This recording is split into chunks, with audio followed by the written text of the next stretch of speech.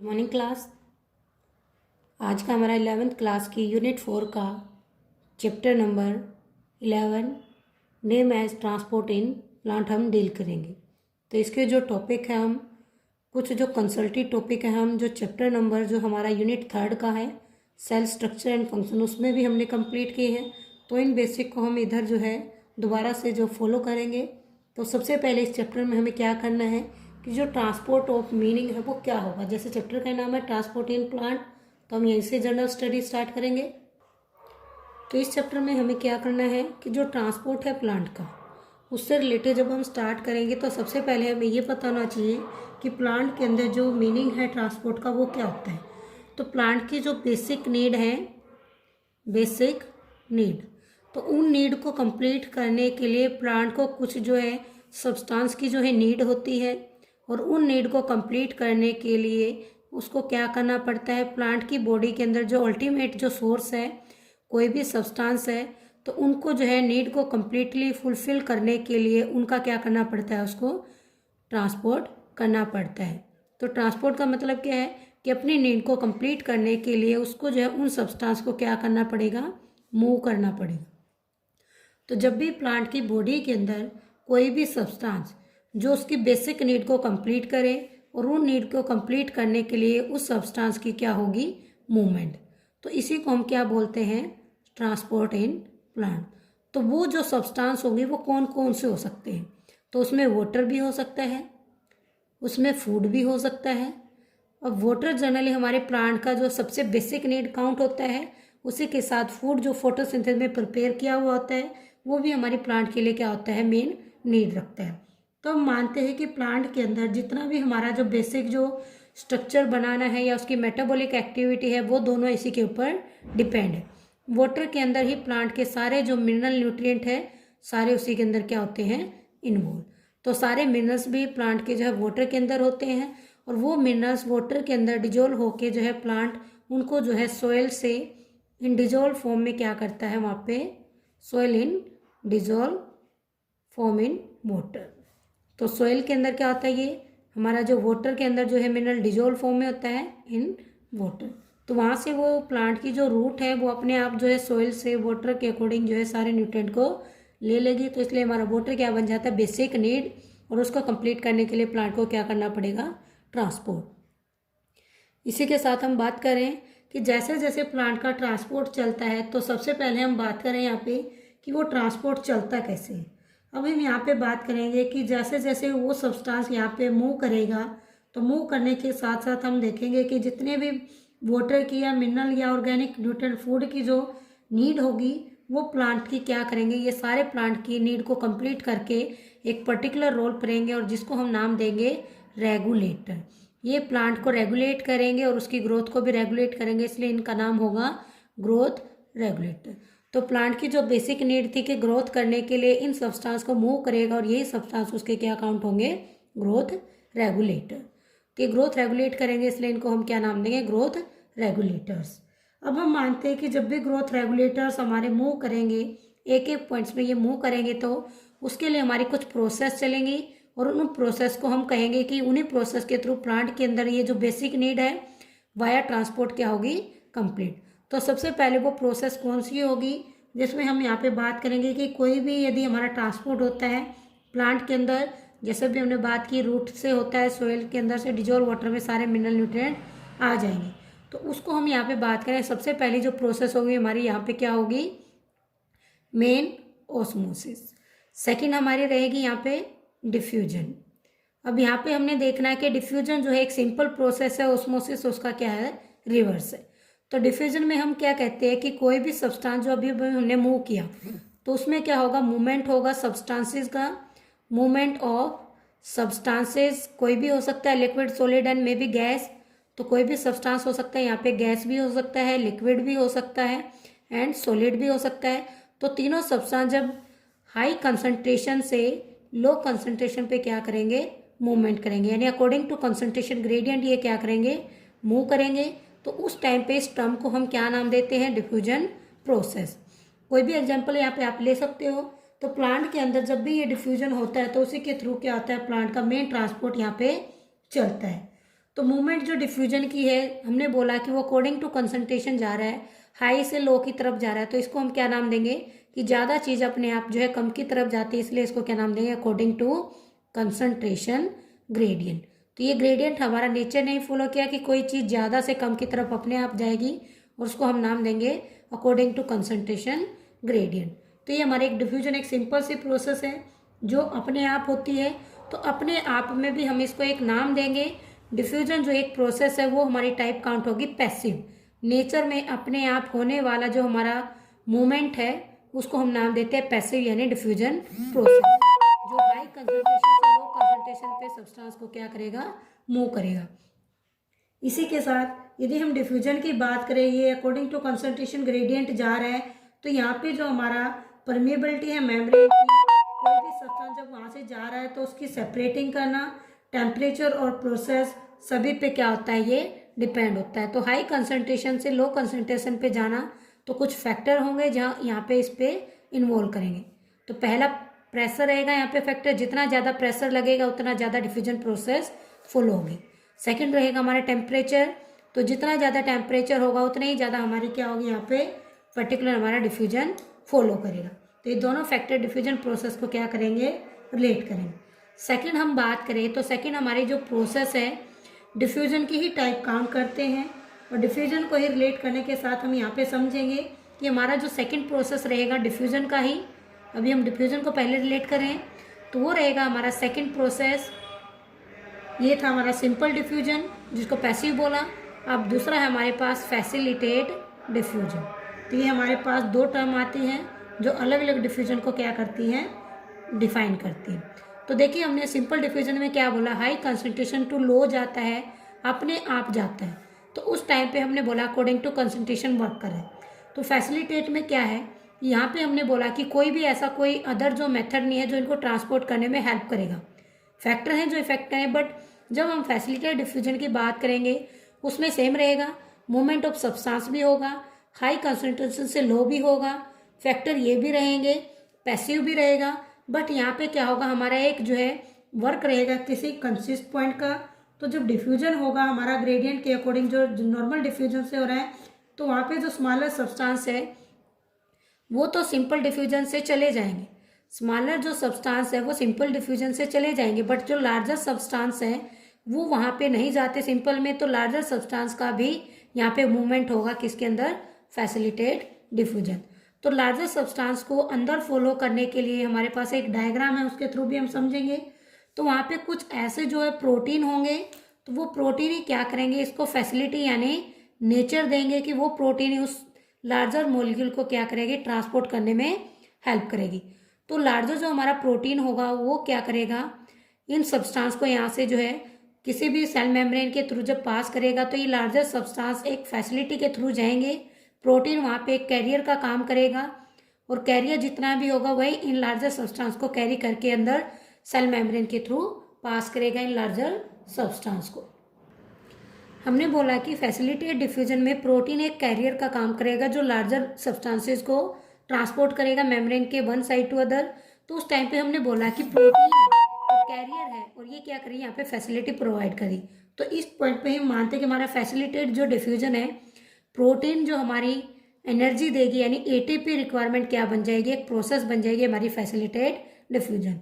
तो इस प्रोसेस को हम यहाँ पे क्या काउंट करेंगे कि ऐसा डिफ्यूजन जिसमें हमारा एटीपी का क्या होगा, यूज होगा, उसमें कोई भी सब्सटेंस अपने आप मूव नहीं करेगा, लार्जर स्मॉलर तो करेगा, बट लार्जर के लिए हमें क्या करना पड़ेगा, एटीपी यूज यहाँ पे करना पड़ेगा। यानी कहें सिंपल से फॉर्म में तो हमारा एनर्जी का क्या होगा, यहाँ पे यूज होगा, एनर्जी एक्सपेंडिचर यहाँ पे होगा। तो ये सारी चीज़ें जब आप चेक करोगे तो ये जब एनर्जी का एक्सपेंडिचर होगा तो इसमें हमने कहा कि कोई भी प्रोटीन है जो यहाँ पे हाई कंसंट्रेशन से लो कंसंट्रेशन में मूव करेगा जब डिफ्यूजन, तो उसमें हमारा जो है एटीपी का यूज, एनर्जी एक्सपेंडिचर होगा, प्रोटीन जो है कैरियर का वर्क करके इसको क्या देगा, फैसिलिटी प्रोवाइड करेगा। तो यहाँ पे जब भी लार्ज मॉलिक्यूल हमारे मेम्ब्रेन के थ्रू पास होंगे तो वहाँ पे एक डायग्राम के थ्रू हम डिस्कस करेंगे कि कैसे कैसे वो जाएगा, और यहाँ पे कुछ हमारी जो है पोर लाइक जो है वर्क कर रही है हमारे यहाँ पे प्रोटीन, तो इन्हीं प्रोटीन को हम क्या नाम देंगे, पोर लाइक स्ट्रक्चर। तो पोर लाइक जो स्ट्रक्चर रहेगी ये हमारे सेल मेम्ब्रेन के अंदर रहेगी और इन्हीं प्रोटीन को हम नाम देंगे यहाँ पे। तो pore like structure found in membrane, these are aquaporin. Aquaporin क्या होंगी? These are 8 different type of structure which are found in membrane for transport of substance.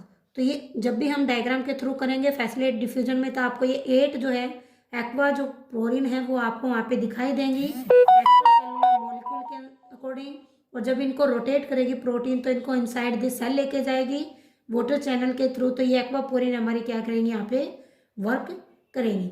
और जब भी ये वर्क करेंगे तो यहाँ पे हमारी जो एनर्जी लगेगी वो हमारी इन पोर लाइक प्रोटीन में से जब जाएगी तो वहाँ पे वो मेम्ब्रेन के जो आउटसाइड हमारे प्लास्टिड है, माइटोकॉन्ड्रिया है या कुछ बैक्टीरिया है, वो मॉलिक्यूल अपने आप इन प्रोटीन के साथ क्या हो जाएंगे? ट्रांसपोर्ट हो जाएंगे। मेन हमारा रहेगा यहाँ पे कि लार्जर मॉलिक्यूल को ट्रांसपोर्ट करना with the help of aquaporin pore like structure with the help of protein by using ATP expenditure. तो ये डायग्राम है हमारे पास फैसिलिटेट डिफ्यूजन। जो भी कंसेप्ट समझा उसी को इस डायग्राम के थ्रू भी हम कर सकते हैं कि ये हमारा एक सेल मेम्ब्रेन है। तो सेल मेम्ब्रेन हमारा कह रहा है कि आउटसाइड जब सेल के कुछ होता है, यदि वो सेल के अंदर एंटर करना है तो वहाँ पे प्रोटीन क्या करेगा? एक कैरियर का काम करेगा। प्रोटीन उसको क्या करेगा? फैसिलिटी प्रोवाइड करेगा। तो ये जो हमारे जो सब्सटेंसेस हैं वो क्या करेंगे? यहाँ से मूव करने के बाद देखो अभी ने बोला ही था एक्वापोरिन है, तो ये पोर लाइक जो स्ट्रक्चर है वो पानी की फॉर्म में वहाँ पे क्या हो जाएंगे? ट्रांसपोर्ट हो जाएंगे। तो ये डायग्राम दूसरा भी आपको रिप्रेजेंट है कि ये बाहर जो है अभी हमारे जो है सब्सटेंस है, अंदर कुछ भी नहीं है। सेकेंड डायग्राम यहाँ पे बता रहे हैं कि ये जो बाहर वाले जो सब्सटेंस थे इस प्रोटीन के थ्रू ट्रांसपोर्ट प्रोटीन के थ्रू कहाँ जा चुके हैं? ट्रांसपोर्ट होकर इनसाइड दी मेम्ब्रेन जा चुके हैं। तो इसमें हमने चेक किया कि सिंपल डिफ्यूजन में स्मॉल सब्सटेंस अपने आप एंटर करते हैं। फैसिलिटेट में क्या होगा कि प्रोटीन यहाँ पे वर्क करेगी तब जाके लार्जर सब्सटेंस अंदर जाएगा विद डिफ्यूजन। उसके बाद हमारा एक और डायग्राम है जिसको हम यहाँ पे नोट करेंगे। तो ये नेक्स्ट डायग्राम हमारा रहेगा, कुछ प्रोसेस चलेंगी जिसमें हमने चेक करना है कि फैसिलिटेट डिफ्यूजन जब होता है तो ये प्रोटीन जो वर्क करेंगी तो कैसे करेंगी। तो पहला जो डायग्राम हमें बता रहा है यूनिपोर्म, कि ये जो प्रोटीन अभी हमने ऊपर वाले डायग्राम में पढ़ा कि ये प्रोटीन है, हमारे पास तीनों कैरियर है, बट तीनों में क्या आपने चेक करना डिफरेंस। यदि कोई प्रोटीन केवल एक सब्सटेंस को आउटसाइड से इनसाइड लेके जा रही तो उसको हम क्या नाम देंगे? यूनिपोर्ट। बट यदि कोई प्रोटीन है एक सब्सटेंस को तो इनसाइड लेके जा रही है और दूसरा सब्सटेंस उसके अपोजिट जो है आउटसाइड मूव कर रहा है तो उसमें हम क्या बोलेंगे? एंटीपोर्ट। थर्ड वन कह रहा है कि ये एक कैरियर प्रोटीन है और यदि ये सेल मेम्ब्रेन में एक सब्सटेंस को अंदर ए वाले को और बी वाले को भी अंदर लेके जा रही है, यानी दो सब्सटेंस एक साथ जब मूव करते हैं इनसाइड द मेम्ब्रेन तो उसको हम क्या बोलेंगे? सिम्पोर्ट। यूनि में का मतलब होगा एक ही पोर्ट होगा एक ही सब्सटेंस का। एंटी में क्या होगा? एक अंदर जाएगा तो एक बाहर आएगा, अपोजिट रहेंगे। सिम में क्या होगा? दो सब्सटेंस एक साथ जो है एंटर कर सकते हैं। तो ये हमारा है पैसिव ट्रांसपोर्ट जिसमें हमने बात की SIM port and anti port की। ये पैसिव ही हमारा एक तरह से क्या फैसिलिटेट डिफ्यूजन है जिसमें हमारी कैरियर प्रोटीन क्या कर रही है? आगे फैसिलिटी प्रोवाइड कर रही है एक सब्सटेंस को अंदर लेके जाने में, एक सब्सटेंस को अंदर और बाहर लेके आने में, और दो सब्सटेंस को एक साथ अंदर लेके via the uniport, antiport and symport. तो इसी के साथ हमारा नेक्स्ट जो ट्रांसपोर्ट रहेगा डिफ्यूजन, फैसिलिटेट डिफ्यूजन, और थर्ड वन है हमारा एक्टिव ट्रांसपोर्ट। तो इस एक्टिव ट्रांसपोर्ट में हमने क्या चेक करना है कि अभी जो हमने फैसिलिटेट डिफ्यूजन में बोला कि हमारी सेल मेम्ब्रेन के अंदर एक प्रोटीन रहेगा जो वहाँ पे किसी भी बैक्टीरिया में या किसी भी जो है माइटोकॉन्ड्रिया या कोई भी ऑर्गेनेली के थ्रू वहाँ पे क्या कर सकता है? पोर लाइक स्ट्रक्चर बना सकता है। तो उन्हीं पोर में से क्या करेंगे? सब्सटेंस हमारे जो लार्जर वो इनसाइड जाएंगे और एनर्जी का एक्सपेंडिचर। बट एक्टिव ट्रांसपोर्ट में क्या होगा? यहाँ पे जो हल्का सा आपको दिखेगा कि वहाँ पे एक मेम्ब्रेन का क्या रहेगा? यहाँ पे वर्क रहेगा। तो यहाँ पे हमारा जो एक्टिव ट्रांसपोर्ट चलेगा उसमें जो हमारी एनर्जी अभी भी लगेगी, एटीपी अभी भी जो है कंज्यूम होगा, यूज होगा, बट यहाँ पे क्या होगा? हमारा जो कंसंट्रेशन ग्रेडियंट है वो क्या हो जाएगा? हमारा अपोजिट हो जाएगा। तो यहाँ पे अगेंस्ट द कंसंट्रेशन ग्रेडियंट हम यहाँ पे फॉलो करेंगे, against concentration gradient. Facilitate diffusion and simple diffusion is according to concentration gradient but active transport is opposite to the concentration gradient means against the concentration gradient। against का मतलब क्या होगा कि अभी हमने बोला कि जो सब्सटेंस हो गए वो हाई कंसंट्रेशन से लो पे जाएंगे, बट एक्टिव ट्रांसपोर्ट में क्या होगा कि लो कंसंट्रेशन के जो सब्सटेंस है वो कहाँ जाएंगे? हाई कंसंट्रेशन की तरफ, यानी कम जो है ज़्यादा की तरफ जाएंगे, इसलिए ये क्या होगा, अगेंस्ट द कंसंट्रेशन ग्रेडियंट होगा। इसलिए हम बोलते हैं कि एक्टिव ट्रांसपोर्ट में एटीपी जैसे फैसिलिटेट में यूज हो रहे थे होंगे, बट क्या होंगे, यहाँ पे एनर्जी जो है हमारी ज़्यादा एक्सपेंड होगी as compare to facilitate diffusion. तो यहाँ पे जो ट्रांसपोर्ट का जो सैचुरेशन है वो भी आएगा कि जैसे लो सब्सटेंस हाई की तरफ आपका जा रहा है तो उसमें कोई पॉइंट नहीं चलेगा। जब फैसिलिटेट में हमने बोला है कि यहाँ पे जब 50% हमारा सैचुरेशन हो जाएगा तो ये क्या बन जाएगा, यहाँ पे सैचुरेशन पॉइंट फॉलो होगा हमारा फैसिलिटेट डिफ्यूजन में। ऐसे यहाँ पे होगा। तो ये जो प्रोसेस है हमारी ये कैसे चलेगी, हमने बोला अभी कि यहाँ पे जो हमारा है लो कंसंट्रेशन टू हाई चलता है, तो यहाँ पे जो हमारा पंप चलेगा, प्रोटीन जो वर्क करेगी ट्रांसपोर्ट में, तो वो क्या करेगी, हमारा सब्सटेंस जो है लो कंसंट्रेशन वाला हाई कंसंट्रेशन पे मूव करेगा, और ट्रांसपोर्ट का रेट जैसे ही मैक्सिमम हो जाएगा तो वो जो प्रोटीन जो ट्रांसपोर्ट का काम कर रही है एटीपी के फॉर्म में यूज हो रही है, तो वो क्या कर लेंगे, यहाँ पे सैचुरेशन पॉइंट ले आएंगे लाइक द फैसिलिटेट डिफ्यूजन। तो ये यहाँ पे भी सैचुरेशन पॉइंट बनेगा लाइक फैसिलिटेट। तो ये सारे प्रोटीन जो हमारी मेम्ब्रेन के थ्रू यहाँ पे वर्क करेंगी, और ये जो प्रोटीन रहेंगी यहाँ पे भी, तो ये प्रोटीन थोड़ी सी यहाँ पे क्या हो जाएंगी, ज़्यादा सेंसिटिव। तो सेंसिटिव प्रोटीन का यहाँ पे क्या रहेगा, वर्क रहेगा, और वही एक्टिव ट्रांसपोर्ट में क्या करेंगी, हेल्प करेंगी, जो किसी भी सब्सटेंस की लो कंसंट्रेशन से हाई कंसंट्रेशन की तरफ उसको मूव करेंगी। अब इन्हीं तीनों ट्रांसपोर्ट में हम जो है अब कंपैरिजन कर लेते हैं टेबल के थ्रू कि डिफ्यूजन, फैसिलिटेट डिफ्यूजन या एक्टिव, जो तीनों टाइप के हमारे ट्रांसपोर्ट थे वो कैसे प्लांट के अंदर होते हैं, तीनों का हम कंपैरिजन भी कर सकते हैं विद द टेबल। तो ये है हमारी एक कंपैरिजन टेबल तीनों ट्रांसपोर्ट के लिए। तो इसमें हमें क्या करना है कि जो हमारा तीनों का डिफरेंस पॉइंट है, तो पहला कह रहा है कि यदि हम सिंपल डिफ्यूजन, फैसिलिटेट डिफ्यूजन या एक्टिव ट्रांसपोर्ट में तीनों में डिफ्रेंशिएट चेक करें, तो पहला जो डिफरेंस क्या कह रहा है कि जो हमारा सिंपल डिफ्यूजन हमने अकॉर्डिंग टू कंसंट्रेशन चलाया, यानी हाई टू लो डाउन भी गया। फैसिलिटेट में भी हमने यही बोला है कि वो हाई टू लो गया, यानी डाउन टू कंसंट्रेशन गया, यानी अकॉर्डिंग टू कंसंट। बट एक्टिव में हमने बोला कि अपोजिट था कंसंट्रेशन के, हाई टू लो के बजाय कैसे था, लो टू हाई, तो ये अगेंस्ट था कंसंट्रेशन। सेकंड कह रहा है कि सिंपल डिफ्यूजन में हमें कोई स्पेशल कैरियर प्रोटीन की या मोलिक्यूल की कोई नीड नहीं थी, बट फैसिलिटी में हमने बोला स्पेशल ट्रांसपोर्ट था विद प्रोटीन, और एक्टिव में भी हमने बोला कि स्पेशल टाइप की यहाँ पे क्या थी, प्रोटीन कैरियर थी। थर्ड कह रहा है कि सिंपल डिफ्यूजन जो हमारा सेंसिटिव प्रोसेस नहीं था, क्योंकि वहाँ पे कोई भी इनहिबिटर नहीं था उसको रोकने के लिए, अपने आप जा रहा था। फैसिलिटेट में हमने बोला प्रोटीन है, और यदि प्रोटीन को कोई बैरियर वहाँ पे आ जाए तो ये प्रोसेस हमारी स्टॉप होकर प्रोटीन को सेंसिटिविटी दे सकती है सिंपल डिफ्यूजन के अकॉर्डिंग फैसिलिटेट डिफ्यूजन में। और जो हमारे एक्टिव ट्रांसपोर्ट में भी कैरियर प्रोटीन, वो भी क्या रहेंगे, सेंसिटिव रहेंगे, उनको भी कोई भी इनहिबिट कर सकता है साइड चेन वाला कोई भी मॉलिक्यूल। फोर्थ कह रहा है कि सिंपल डिफ्यूजन जब अकॉर्डिंग टू कंसंट्रेशन हो रहा है, कोई कैरियर नहीं था, तो वहाँ पे एटीपी का कोई यूज नहीं था।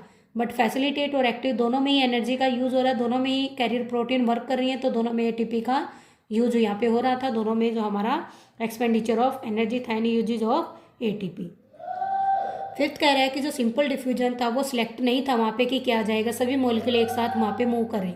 बट फैसिलिटेट में हमने बोला कि वहाँ पे सिलेक्टिव है, कैरियर मॉलिक्यूल जो है प्रोटीन, वो उन्हीं सब्सटेंस को लेके जाएगी जिसको हमारे बायोलॉजिकल मेम्ब्रेन के सेल के अंदर नीड है।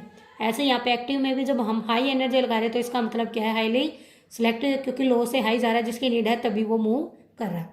6 पॉइंट कह रहा है कि सिंपल जो हमारा डिफ्यूजन है उसमें सैचुरेशन पॉइंट कभी नहीं आता, जब तक चलता रहता है वो चलता ही रहता है। और उसके बाद फैसिलिटेट और एक्टिव दोनों ही यहाँ पे क्या करें, दोनों में कैरियर प्रोटीन, और दोनों में जितना वहाँ पे नीड होगी उतना ही लेके जाएंगे, उसके बाद ट्रांसपोर्ट नहीं करेंगे, सैचुरेशन पॉइंट वहाँ पे आएगा, एक टाइम आएगा कि प्रोसेस स्टॉप हो जाएगी।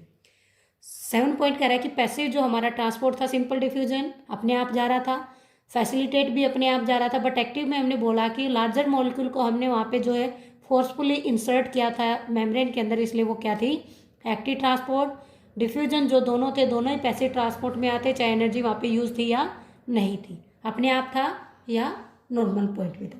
तो ये था हमारा कंपैरिजन टेबल। तो इन सभी में आप चेक कर सकते हो कि हमारी जो फैसिलिटेट और एक्टिव ट्रांसपोर्ट में सेंसिटिव मेम्ब्रेन थी, ट्रांसपोर्ट का सैचुरेशन फैसिलिटेट और एक्टिव में हो रहा था। अब हिल जो हमारा ट्रांसपोर्ट था वो एक्टिव ट्रांसपोर्ट में हो रहा था, कम से ज़्यादा की साइड नीचे से ऊपर जा रहे थे, बट बाकियों में हमारा कैसा हो रहा था, डाउन टू दी हिल। और एटीपी हमारी दोनों जो हमारी एक्टिव प्रोसेस उसमें ज़्यादा हो रही थी as compare to passive, facilitate diffusion और सिंपल डिफ्यूजन। तो ये आज का हमारा टॉपिक था। 11 चैप्टर का मीन ऑफ ट्रांसपोर्ट, जिसमें हमने 3 ट्रांसपोर्ट की बात की, तीनों को कंपेयर किया है आज की क्लास के अंदर। तो इनको आपने रिवाइज करना अच्छी तरह से।